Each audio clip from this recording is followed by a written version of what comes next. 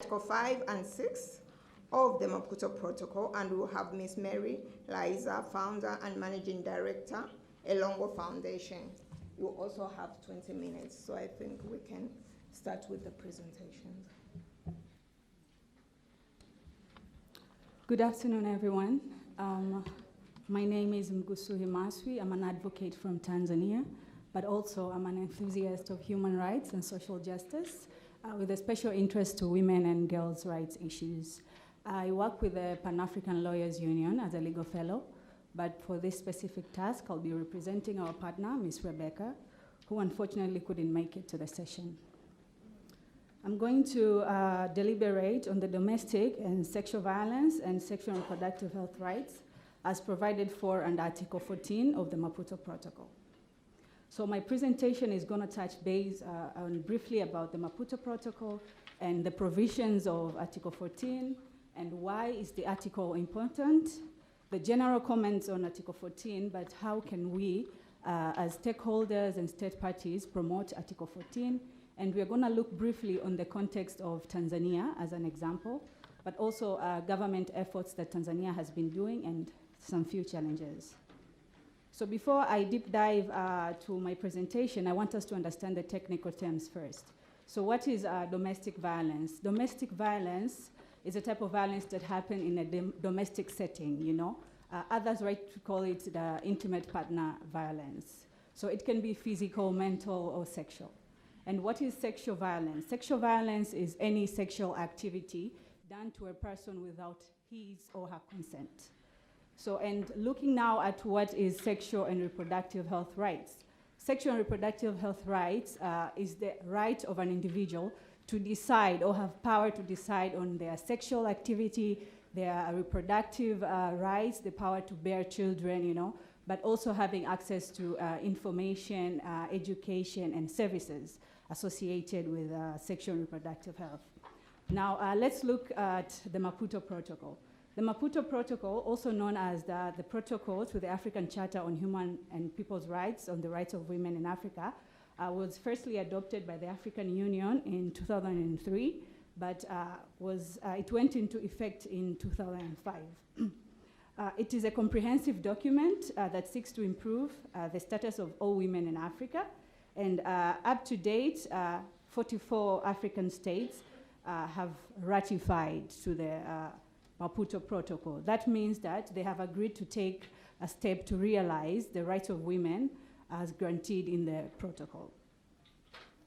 Now let's look at what the protocol under Article 14 provides. Article 14 of the protocol promotes and protects women's health and reproductive rights.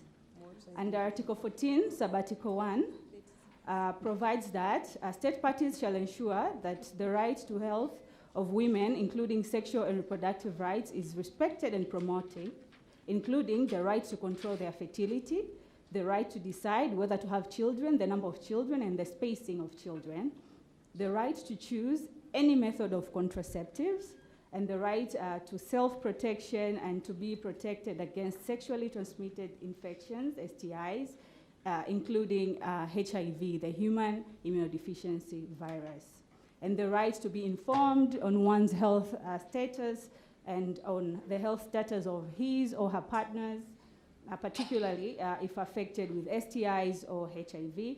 And the last provision under this sub-article is the right to have family planning education.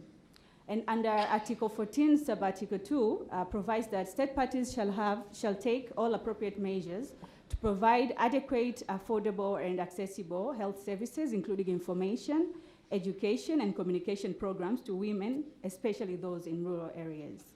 And Sub-Article B provides that state parties shall take efforts to establish and strengthen existing prenatal, delivery, and postnatal health and nutritional services for women during pregnancy and while they are breastfeeding.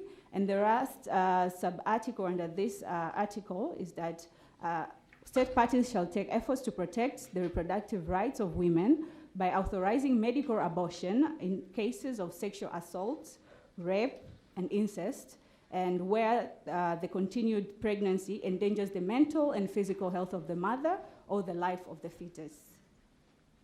Now, why is the Article important? Why is Article 14 important?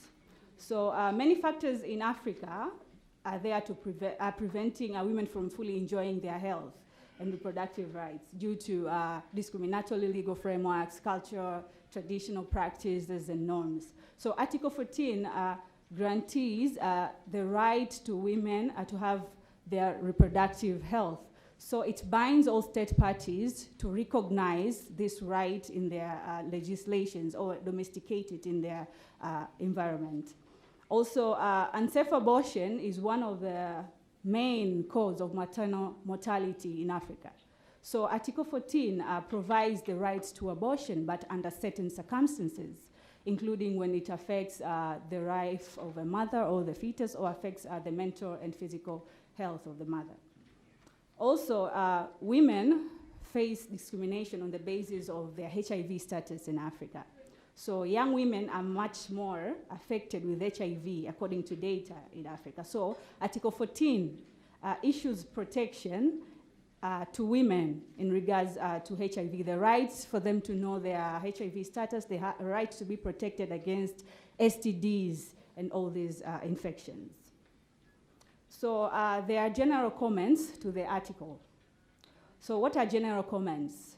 General comments are usually used by human rights treaty bodies to interpret the provisions of a relevant instrument with a viewing to assist state parties on how they can fulfill the obligation under such instruments. So under Article 14, there are general comments. So there is a general comment on Article 14, Sub-Article 1, D and E, that was adopted by the African Commission in October 2012 during its 52nd ordinary session in Cote d'Ivoire. And this general comment focuses on interpretation of the article in relation to HIV context with women.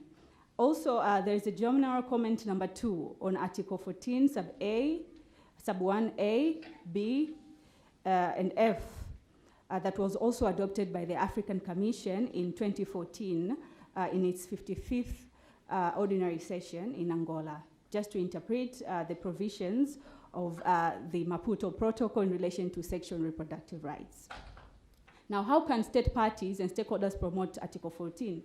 So state parties and stakeholders can promote it by producing or providing a conducive legal and political social environment that will ensure that these provisions are realized. A legal environment in a way that domesticated laws or laws in a country specific should honor the provisions of Article 14. Also, to ensure that women have access to information and education in relation to HIV, to ensure women have access to health and reproductive services, but also ensure availability, accessibility, and affordability of quality reproductive health services and procedures and technologies also. Lastly, the state parties can also guarantee access to family planning, contraceptions, and safe abortion services. So let's look at the context in Tanzania now. So Tanzania's population is the 10th youngest worldwide, with the recent data from the National Bureau of Statistics having almost 61 million population that were given in 2022. And more than half of the population, meaning 51%, is women. So if we look at at the education status of Tanzania, there is nearly gender parity in education and enrollment in general. So this shows that many women, meaning girls, are out of school. And the context in Tanzania is that if a girl is not in school, is automatically married off. And this affects our sexual and reproductive health rights because she cannot yet, have the power to decide. She don't have power over her body, and this relates to that affecting her sexual and reproductive rights. So it is estimated in Tanzania that 8,000 girls drop out of school every year due to pregnancy. So this can show you that they are not informed. They lack the comprehensive sexuality education. They cannot access their sexual reproductive services, meaning contraceptives. They are uneducated and all that. So let's look at what is the government doing so far.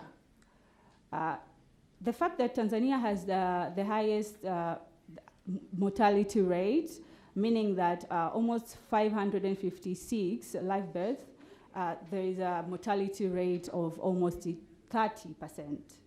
So what is the government doing? Tanzania has ratified regional and international conventions that guide programming for adolescent health and development, including the African Charter Rights and Welfare of the Child, the Maputo, and the Convention on the Rights of the Child. But also Tanzania is part of the Eastern and South African commitment that aims to improve sexual and reproductive health rights and HIV prevention among young people. And lastly, in 2016, the Education Act of Tanzania was amended to lawfully convict any person who has a marital relationship with a student. Now let's look at the challenges.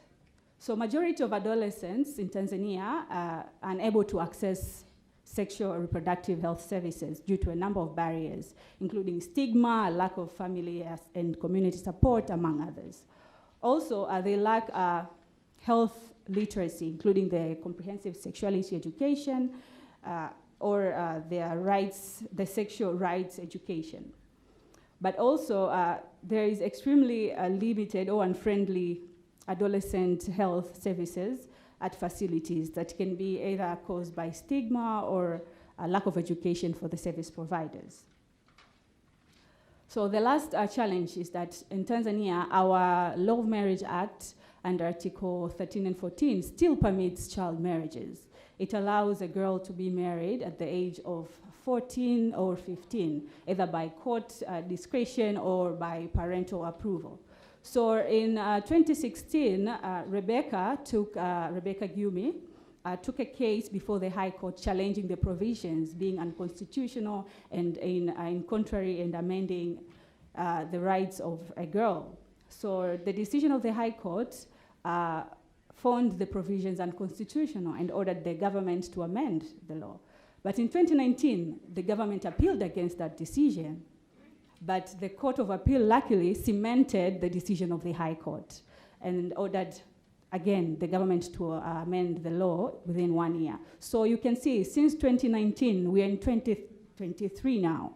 It's almost 4 years, but nothing is yet to be done. So this still leaves a loophole for perpetrators to still marry young girls, you know. So, however, stakeholders are still pushing, advocating for the amendment of such law. Yeah. So thank you so much for listening. I hope I didn't waste my time. Thank you so much for that wonderful presentation. So I think we'll go to the next presenter before we get questions from the audience. Thank you. So you can introduce yourself. Ladies and gentlemen, good afternoon again. My name is Mary Lomayani Liza, as I've been introduced before.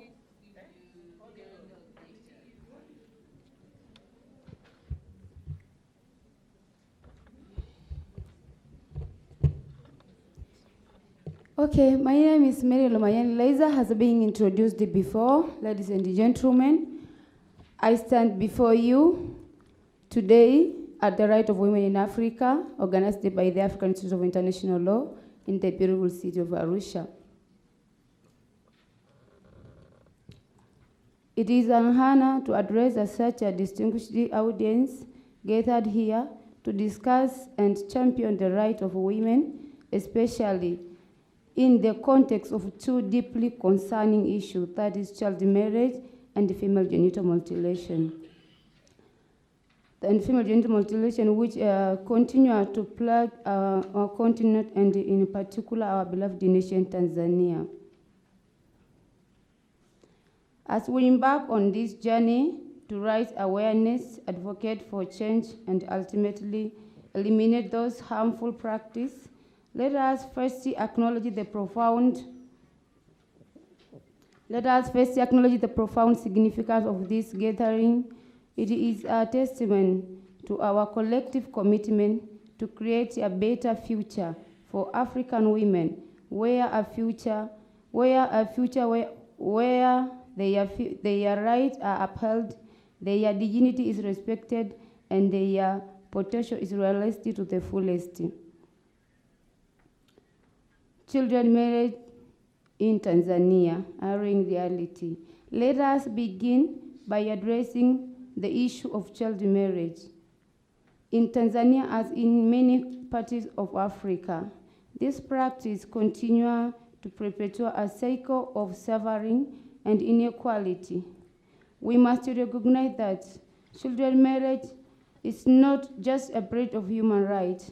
It is an affront to the potential of our young girls, robbing them of their childhood, education, and health. It denies them their right to choose their partners, make decisions about their bodies, and participate fully in the society. Statistics reveal that Tanzania has one of the highest rates in children marriage in the world. 31% of girls married before their 18th birthday. It's according to UNDP and Girls Not Bride. This alarming trend has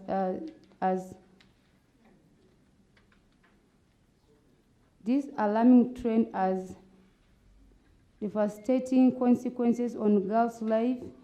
Children brides are often subjected to early pregnancy, which increase maternal mortality rate and perpetuate a cycle of poverty. Moreover, those girls are at the high risk of domestic violence and suffering from unlimited access to education and economic opportunities. Female genital mutilation. Now let us turn our attention to female genital mutilation, another grave concern that plagues our nation. FGM, female genital mutilation, is a deep-grained cultural practice, and despite it is severe health risk and violence of human rights, it is precise in many communities across Tanzania. FGM not only inflicts physical pain and trauma, but also leaves a deep emotional and physical. It leaves a deep emotion and psychological scar to the victims.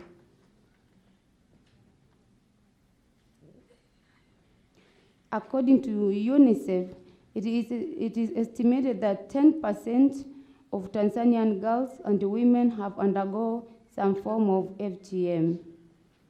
This cruel practice has no medical benefit, and its adverse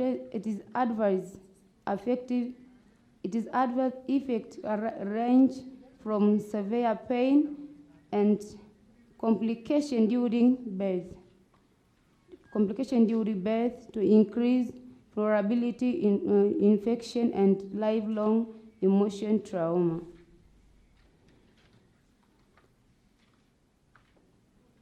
After going through all these two concerning issues, FGM and children marriage, so now we have to look on what we're going to do on this. So what are we going to do, and where are we going from here? A call for action, awareness and education. We must prioritize education and awareness campaign. We must prioritize education and awareness campaign at the grassroots level, dispel myths and misconception about those practices. Communities need to understand the detrimental impact of children marriage and FGM on the well-being of girls and women.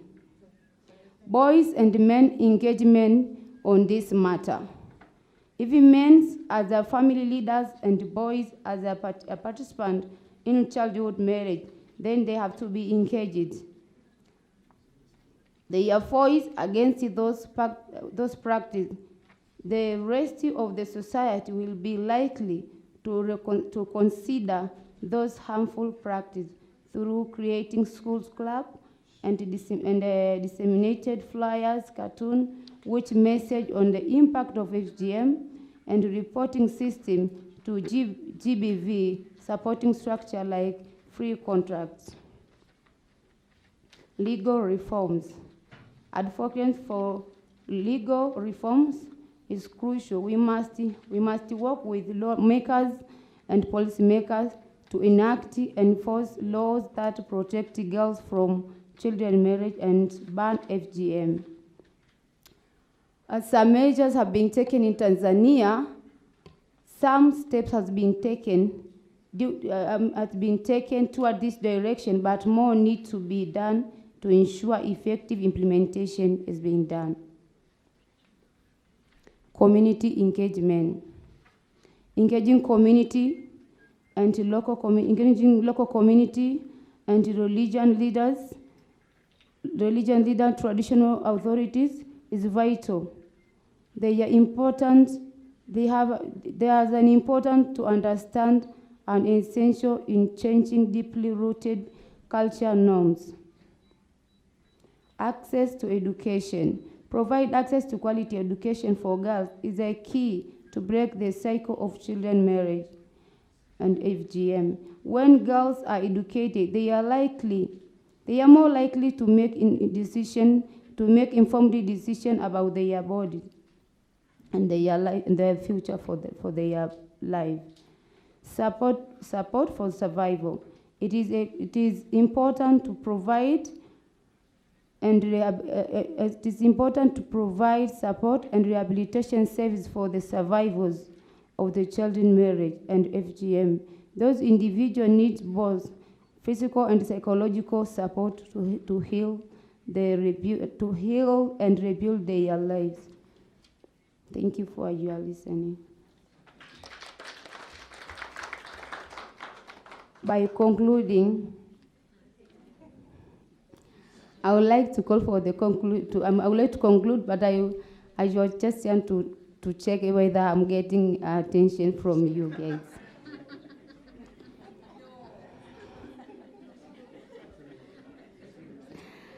In conclusion, addressing those two issues, issue of children marriage and female genital mutilation in Tanzania is not a matter of women's rights, but also it's a crucial step toward achieving the social justice and equality for all. Our collective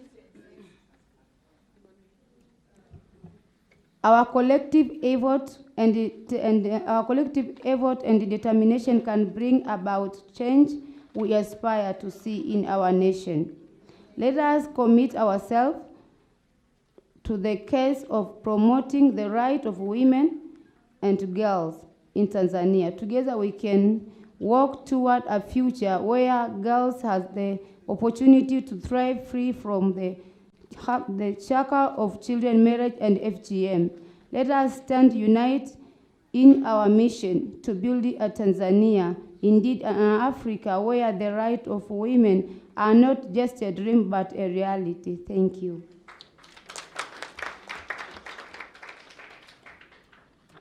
Thank you so much for that wonderful presentation. So the first presentation was by Ms. Masivi.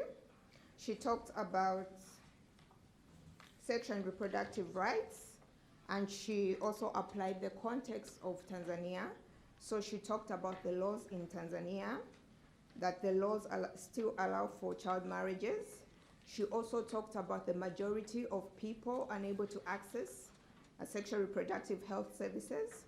And she also talked about people being unfriendly to adolescents in health facilities. And then Mary Liza talked about child marriages and FGM. She said that Tanzania has one of the highest rates of child marriages, and that most of the girls are at risk of domestic violence. She also looked at the strategies, what can be done to curb child marriages and also FGM. She talked about awareness and education campaigns. She talked about myths. She talked about dispelling these myths about FGM and also child marriages. She also talked about a very important aspect that's involving men and boys. So men and boys should be partners in the fight against against child marriages and also FGM. And she also talked about legal reforms. She stated that legal reforms are critical in the fight against child marriages and also FGM. So now we'll have questions from the audience.